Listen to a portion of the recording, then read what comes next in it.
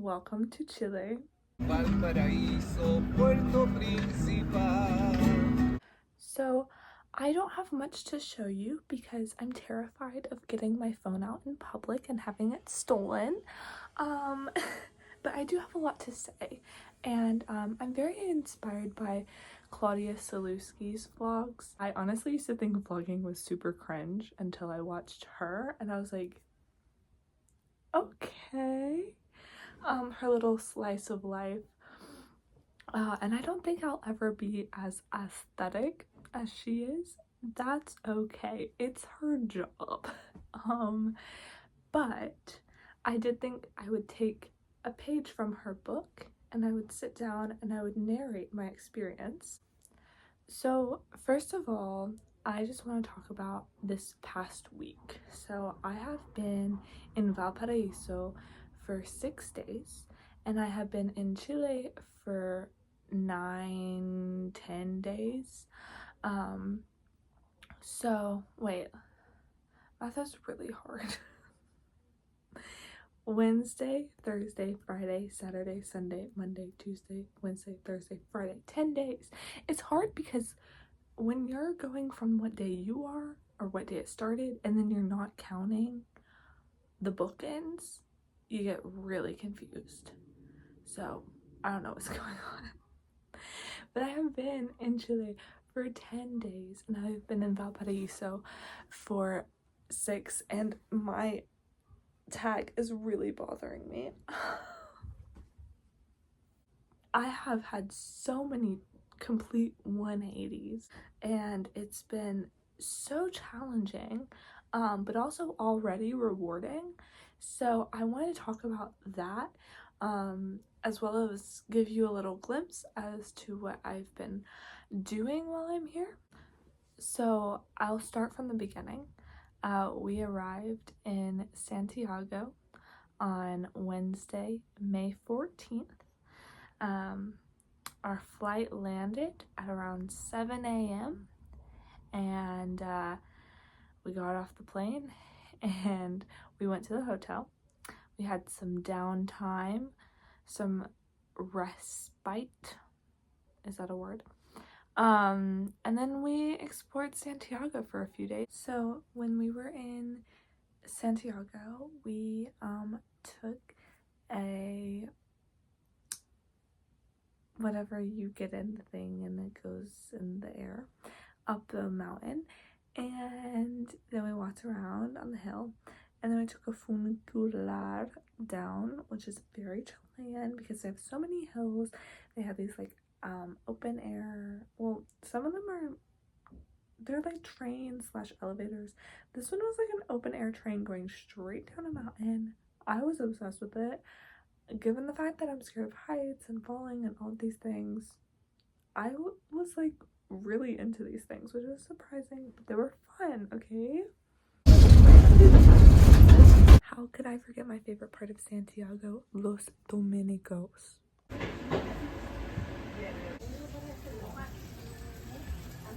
No me gustan gatos, pero en mi casa tienen tres gatos. Tres gatos. I don't know what's up with the ducks.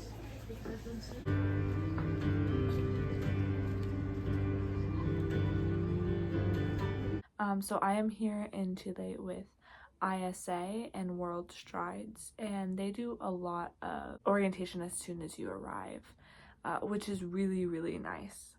Very different from my experience going to England, where I was just sort of plopped down and that was all. But yeah, everything about this experience has been different from England, and that's the only thing I really have to compare it to. So it's been a little bit disorienting because I have no scope of comparison. And this past week has been very hard. But I just keep reminding myself that life is about those hard things. Like, it does sort of define you as a person, how you handle hard things, how you grow from them, what you learn from them. And that is what life is. But it's also about the easy things and the good things, but I just keep reminding myself of that. And there's a little bit of like misery loves company where I'll see some like really sad thing, but it'll have such a different context to it. And I'll be like, oh, right, people can be like in their own home feeling really depressed or lonely or having a lot of anxiety and just be like at home. So like that, I my feeling is totally valid. That's how I've sort of been processing it. But I also have been reflecting on the fact that I was the kid that didn't learn how to ride a bike because I was scared of falling. I am still the person that doesn't jump off of tall things. I crawl down them. I don't like driving. I didn't learn how to drive until I was 19. Well, I didn't get my driver's license until I was 19. So I am a fairly risk averse and very cautious person when it comes to a lot of things in life. And somehow I looked at myself and I thought, yeah, I'm a world traveler. Somehow that computed. And so I was just like, yeah, I'm gonna do this, I'm gonna do this, I'm gonna go all these places, I'm gonna travel the world.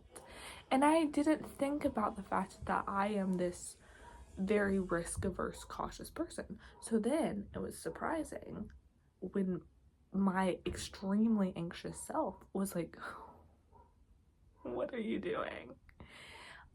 So that's something I need to be able to connect those dots more in the future, because I do have anxiety, very much so. But taking risks with precautions and calculations really helps you grow. And I think that's kind of cool.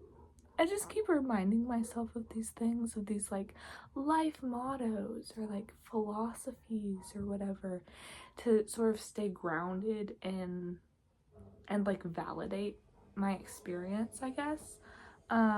Yeah. But today, it was very foggy and cold this morning.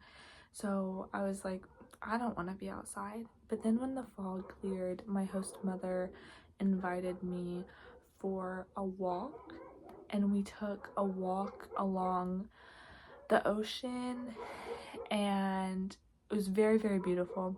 Again, I have one clip of it. I'll put it here.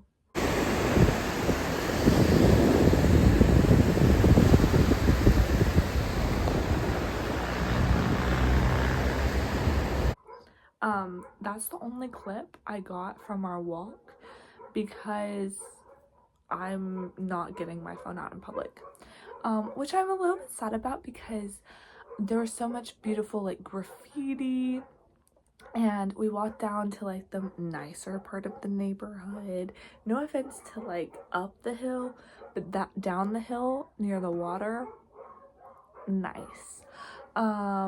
We stopped in this little bread shop, and they had a soccer game on the TV, and I was just standing in a bread shop watching soccer and smelling the aroma, and I was like, okay. And the sun was out and it was getting really hot, and I was like, this is getting a little bit hot, even though it's frigid this morning. But yeah, and that's another thing, is that it's autumn here, and it's spring back home. So that's disorienting and a little bit upsetting. But it's still like very warm and beautiful, and we've got that ocean breeze and very beautiful like palm trees and everything. A few other things that we've done is we went to the sand dunes. So here's a clip of that.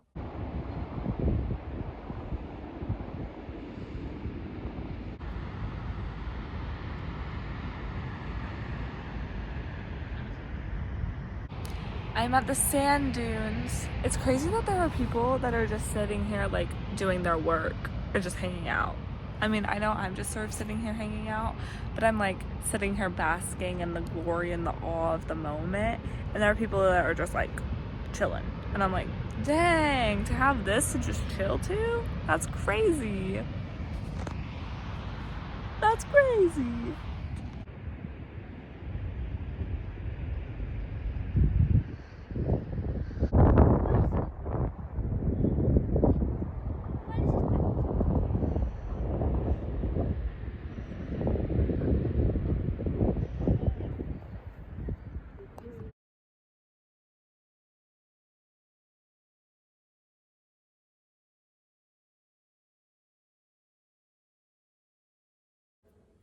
And we've done a few other excursions, so I'll put in some other little clips, and you can see all the different things that we've done.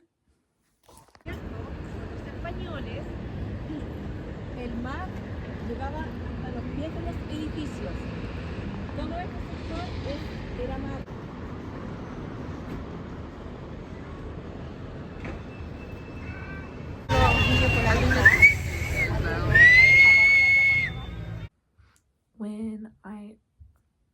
This is from when I arrived in Valparaiso, right here. This at first is my like first impression of the family, and then it's later that night me having a complete breakdown. Normalize breakdowns. Okay, so I just arrived to my host house. Well, I actually did a couple hours ago, but the host mother is very talkative, wants to show me everything, knows zero English, but her son is like low-key fluent, so he was like translating all the things I didn't understand. But I just let her talk, and I was just like, and then sometimes when something was important, he would like tell me what it was. And now I'm in my room. It's raining outside. But yeah, I haven't unpacked or anything. But it's pretty nice. There's some like things that other students have gotten her. There's like an Ohio State guy and an Alabama guy. And yeah, it's pretty nice in here. I love the house. It's a really big house. She has 4 kids. They're all grown. The 23-year-old lives here. The like 30-something-year-old I think lives in an attached house. So there's like multiple like apartments attached to this house where Chilean students live, because like Chilean universities don't have housing, so like you have to get an apartment or whatever. So lots of Chilean students are like tenants of people, and they're a pretty like well-off family. Like obviously, having seen like the wealth inequality here, I can tell that these people have wealth, but they're not like rich. Like it's like it feels like middle class for the States, but like, and they're not rich even by like Chilean standards, but there's like extreme poverty here, so like, you know. But yeah, and I mean this is like a big house, so, and they have like other apartments with tenants living in them, so yeah. But their older son, who's like in his 30s, lives in one of those. And then they have students in the other ones. And then their 2 daughters both live in Santiago, and they both have husbands and 1 kid each. Yeah. But today at like 1 p.m. I got to the house at like a little before 4. At 1 p.m. their grandmother died, so their dad's mom. So I haven't met the dad yet, because and she also, I think she tried to tell me, and I didn't understand what she was talking about when she like picked me up. She was like, oh, my husband was gonna pick you up, but like his mom died. And I was just like, I don't know what's going on. But her and her son picked me up, and he's cool, the one that knows English, who's 23. And then when she got here, she was like, yeah, like, my husband, you'll meet my husband later, he's not here because his mom died. And I was like, oh. And she's like, yeah, so we have to go to a funeral tomorrow. She died this afternoon, but apparently she was 93, if I understood her. She was 93. And also the only 2 kids that are here are the sons, so they're just acting completely normal. And it wasn't like her mom, so like she was just acting normal. I don't know. But yeah, it's a little bit weird to arrive the day that their grandmother died. But yeah.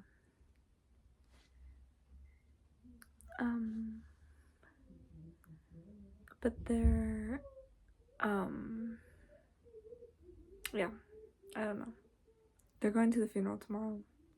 She's like, it'll be in the morning, and Christian's, that's the 23-year-old, his girlfriend will be here to like hang out with you. I was like, okay, yay, babysitter. So yeah, not yay. That's not yay at all. If it weren't raining, I would show you around a little bit, but she came in here and closed my curtains because it's raining, and it's, I guess the sun is setting, but this is, here, I'm gonna flip the camera. Okay. This is the street. And then, there's the souvenirs. This is the room. Oh, up here are Chilean books. She gave me this one, which was super sweet. Yeah. Anyway, she was like, do you want to go in your room and like unpack your things? And I was like, yes. And now I'm just sitting here and my things are still not unpacked. But there's like a lot of storage that I do not need because I brought like nothing. But anyway. Okay, I am exhausted and overwhelmed and isolated. And I wish I had another American living here. There was supposed to be one, but she's not here.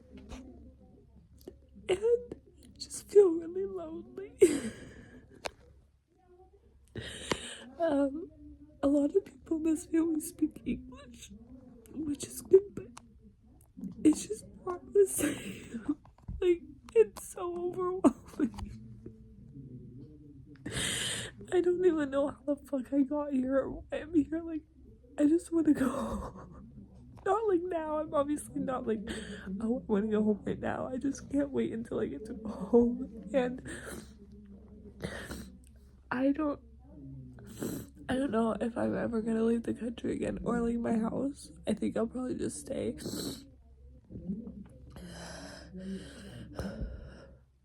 Yeah.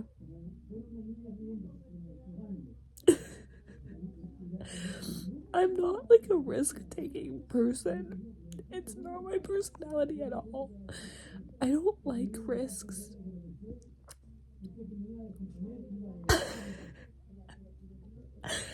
And yet I keep sending myself across the fucking world.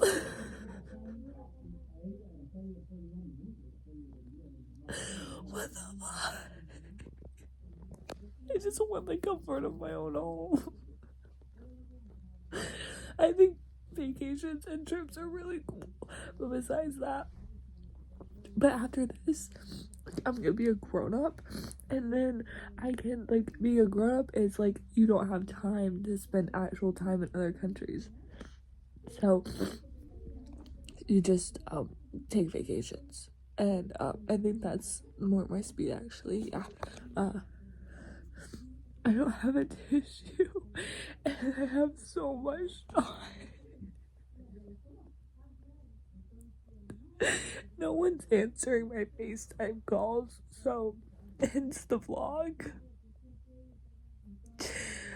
I hate this feeling.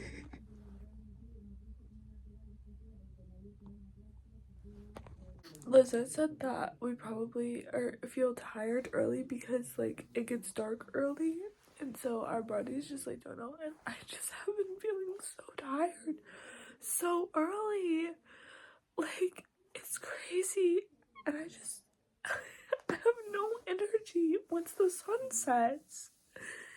And I know that'll change, but oh my gosh, I'm so tired. And I can't eat dinner that late.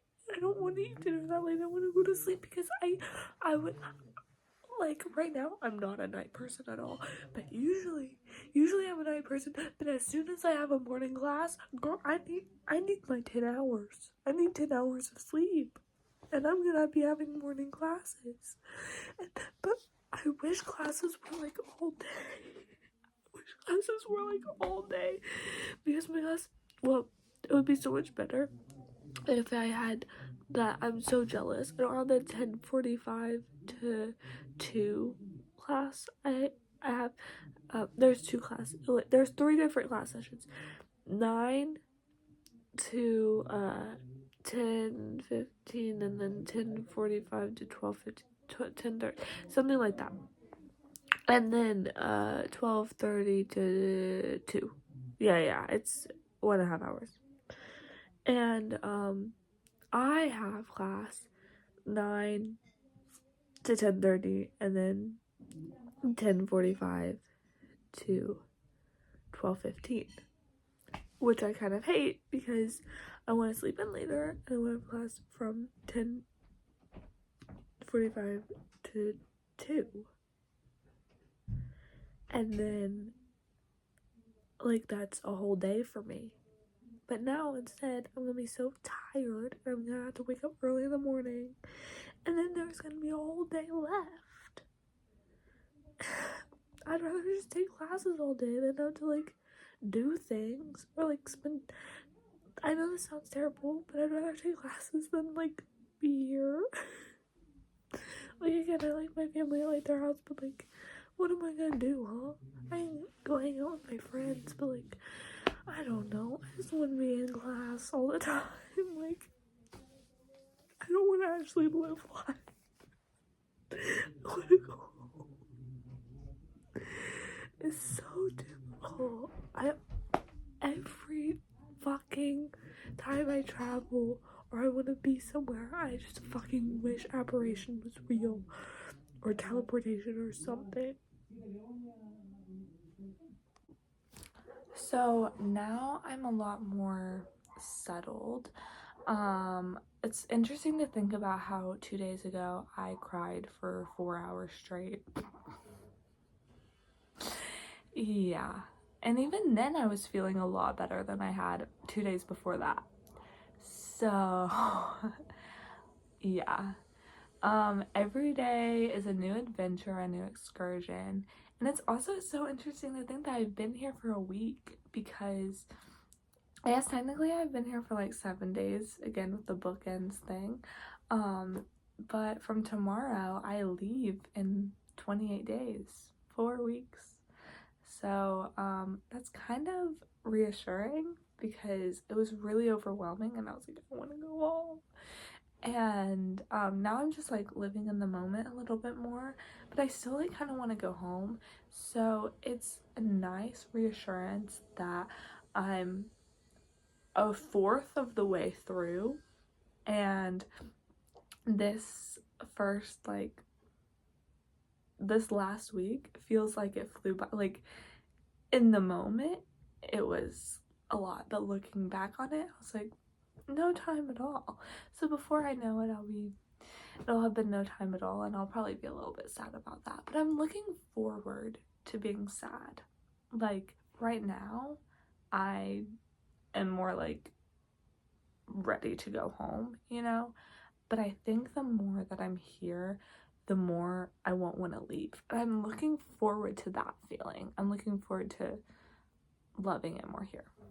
But speaking of loving it more, I think there's definitely something to say about going on a walk, because that's what we did today, and that's what I have been wanting to do like all week.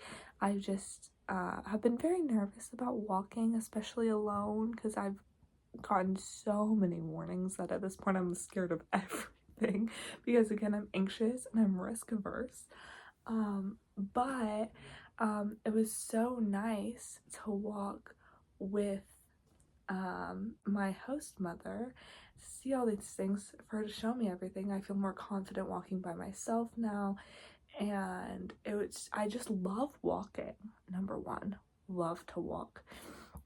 And number two, it was so beautiful, and it made me love, like, I haven't really been like, oh, I love Valparaiso, you know. I'm like, I'm here for a while, I'll be fine. And then taking that walk, I was like, wait, okay, I love it here. And I think I've had that experience with walking. Like every time I'm walking in a new place, I'm like, okay. And I didn't get that on our like walking tour of the city, like our first day. That was just overwhelming and crazy and like in a different part of the city. But this, like, we walked to my school, which is a pretty good walk away. It's all downhill, so we took the bus back. Because that would have been freaking crazy. It's like real steep out here. But we walked down this crazy hill and we walked along the ocean, and it was awesome. And I was like, dang, if I had like an afternoon class I could walk to school, but like I have morning classes. I'm not walking when it's still dark outside. But yeah, it feels good to feel good, you know, because after, like, I was on this bed sobbing my eyes out. Thank you for watching. Let this journey be a testament to the changes and feelings and experiences and navigating all of that, and that just being life. I'm actually going to end this video with when we got once. We had dessert and we sat around and ate it, and it's the only video I took on my camera, okay? So I hope you enjoyed this. Or you could do Ensemnacion. You could have an amigo do it. And I was like, oh. Which maybe friend? she doesn't. Maybe she's not like a surrogate? No, because then she goes, it might be awkward.